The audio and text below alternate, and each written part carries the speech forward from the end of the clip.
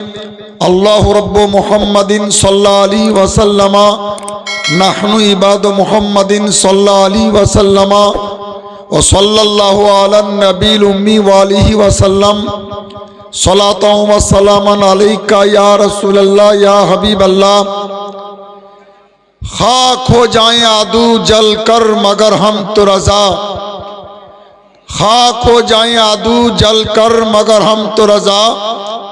दम में जब तक दम है जिक्र उनका सुनाते जाएंगे, दम में जब तक दम है जिक्र उनका सुनाते जाएंगे।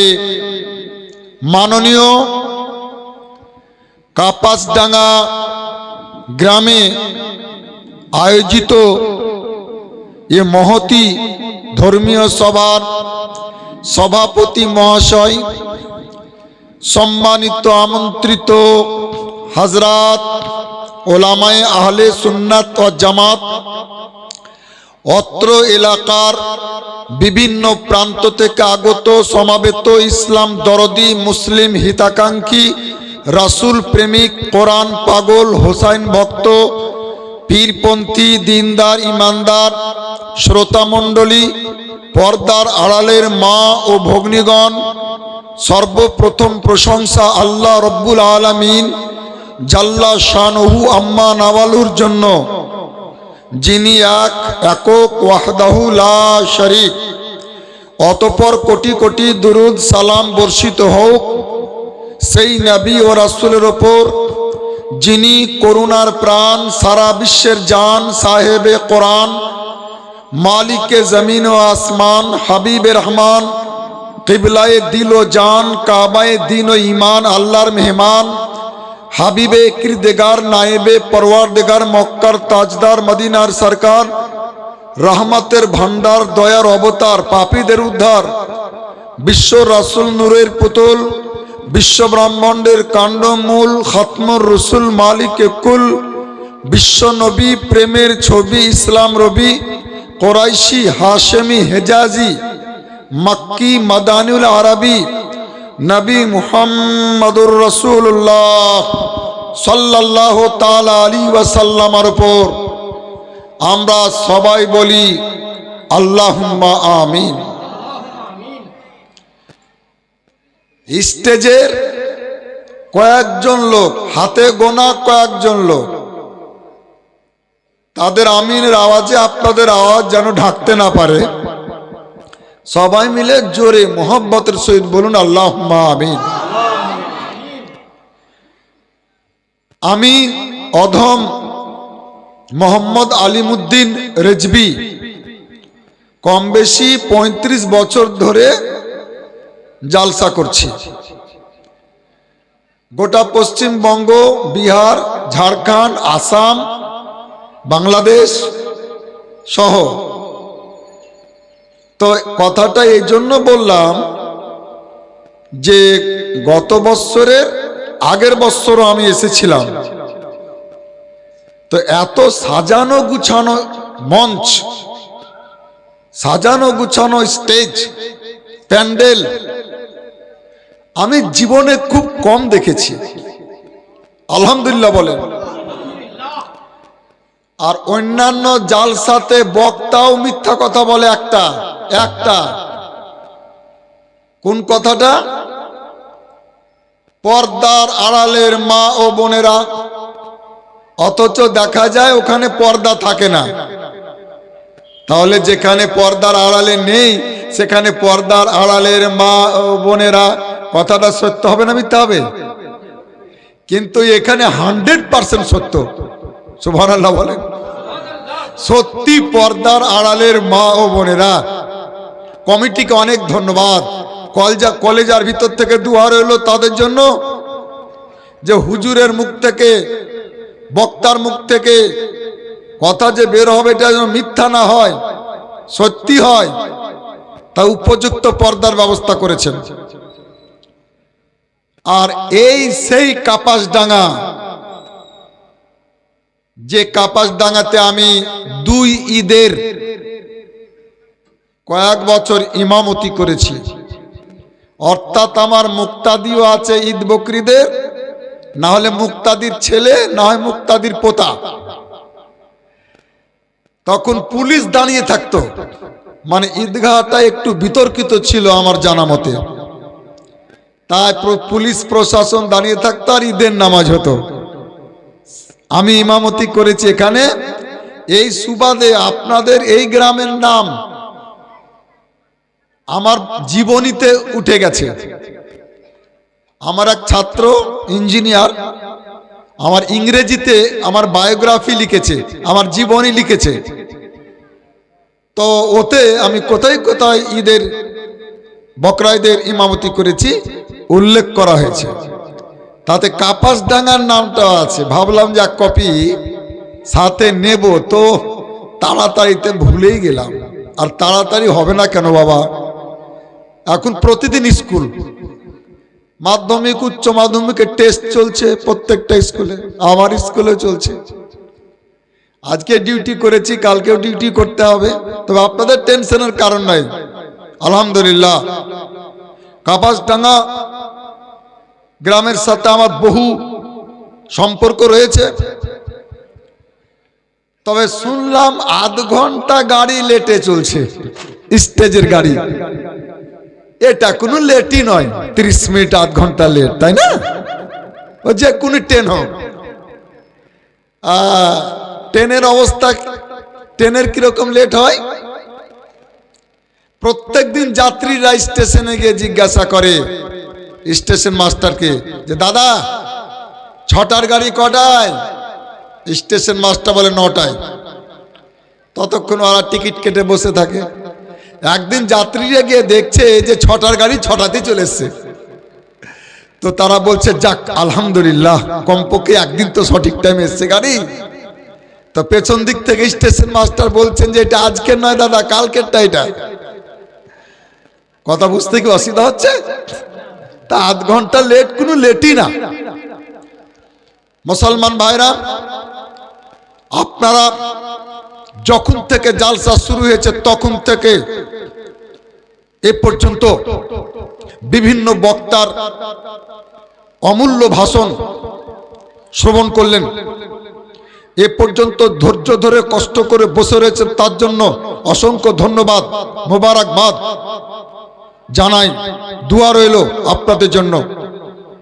আমি অধম আপনাদের খিদমতে এসে বক্তৃতা মঞ্চের চেয়ারে বসে আল্লাহর ফরমান, অটুট বিধান, পবিত্র কোরআনের শেষ পারার একটি সূরার প্রথম অংশ পাঠ করেছি। তার বাংলা সরল সহজ অনুবাদ করেই এবং তার কিছু ব্যাখ্যা দিয়েই আমার বক্তব্যের ইতি এবং সবার সমাপ্তি ঘটবে, শেষ মোনাজাত হবে। অন্তত এতটুকু আপনারা জেনে নেন যে এই বছর আজকের রাতে আমার পরে আর বক্তা কেউ আসবে না। টেনশন ফ্রি করে দিন, টেনশন নাই, চিন্তা নাই। তো আসুন, আহলে সুন্নাত ওয়াল জামাত তথা মাসলাকে আলা হযরতের মাহফিলের নিয়ম মোতাবিক অন্তত একবার সবাই মিলে প্রাণ খুলে আল্লাহর হাবিব আলিমে মা কানা ওয়া মা ইয়াকুন, গায়েবের সংবাদদাতা, সশরীরে জিন্দা, হাজির নাজির, হায়াতুন নবী, নূর নবী, প্রিয় নবী, মহানবী, শেষ নবী, শ্রেষ্ঠ নবী, সর্বজনীন নবীর দরবারে উঁচু আওয়াজে দরুদ শরীফ পাঠ করি। সবার পরিবেশ ঠিক করি, সবাই মিলে পড়ি, সবাই মিলে পড়ুন আল্লাহুম্মা সাল্লি আলা সাইয়্যিদিনা মাওলানা, আপনি মাইকে পড়ুন, ওয়া আলা আলি মাওলানা মুহাম্মদ সাল্লি আলা মুহাম্মাদিন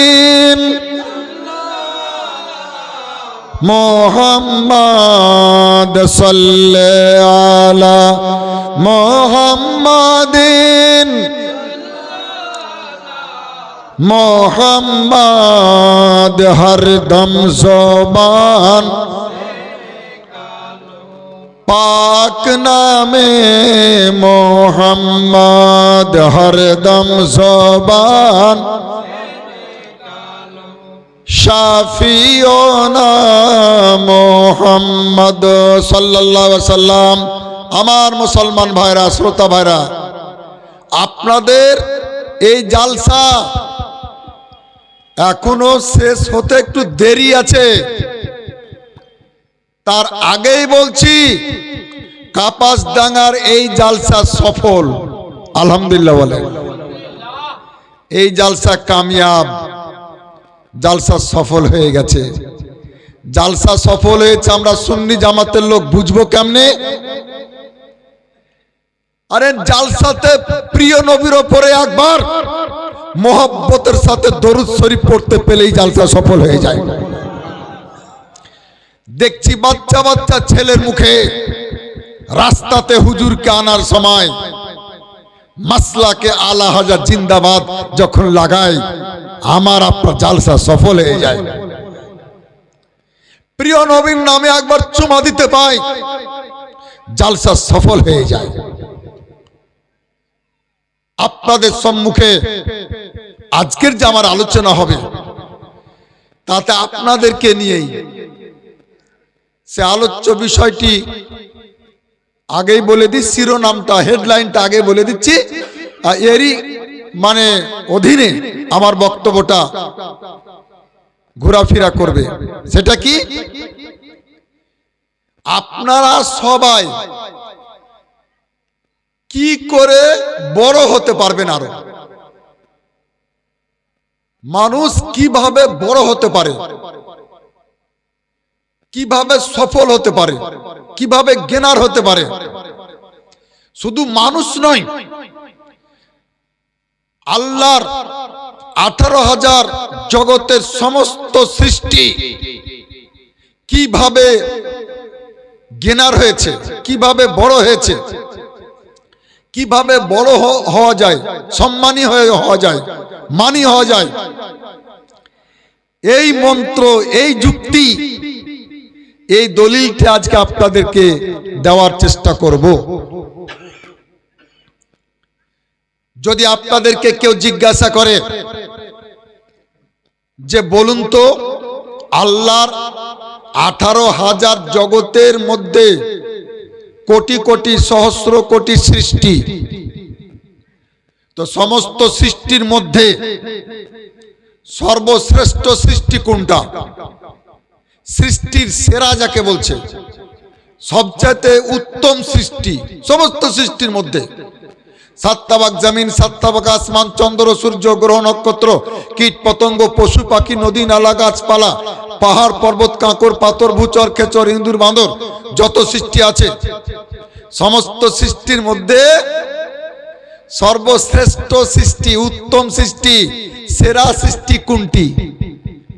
ওলামা ইকরামকে আমি জিজ্ঞাসা করছি না, আপনারা বলবেন না, আমার সাধারণ লোককে, শ্রোতা ভাইদেরকে জিজ্ঞাসা করছি, আপনাদের কি জানা আছে? ইনসান। বাহ, রাইট অ্যান্সার, সঠিক উত্তর। সমস্ত সৃষ্টির মধ্যে সেরা সৃষ্টি মনুষ্য জাতি, মানব জাতি। এ কথা পৃথিবীর কোন মোল্লা বলেনি, স্বয়ং আল্লাহ বলেছেন। এ কথা পৃথিবীর কারো জবানের নয়, বরং পবিত্র কোরআনের, পবিত্র কোরআনের কথা আল্লাহ পাক বলছেন। শুনেন, আপনাদের কথা, আমাদের কথা, মানব জাতির কথা। আল্লাহ পাক বলছেন, ওয়ালাকাদ কাররামনা বানি আদম, আমি আল্লাহ নিশ্চয় সবচেয়ে বেশি সম্মানিত করেছি, সম্মান দান করেছি, সবচেয়ে বেশি বড় করেছি, ইজ্জত দিয়েছি ইনসানকে, মানব জাতিকে। সুবহানাল্লাহ বলেন। মানুষ সৃষ্টির সেরা, ইনসান হচ্ছে আশরাফুল মাখলুকাত। কিন্তু এর কারণ কি? এর কারণ কি এটা আমাদেরকে জানতে হবে। সেই কথাটা বলার জন্যই আপনাদের সম্মুখে উপস্থিত হয়েছি। এর অন্য কোনো কারণ নেই। দেখুন, ফেরেশতারা নূরের তৈরি, তাও সৃষ্টির সেরা হয়নি। ফেরেশতারা মাসুম, নিষ্পাপ, তাও ফেরেশতা জাতিকে, ব্যক্তিকে না জাতিকে সৃষ্টির সেরা বলা হয়নি।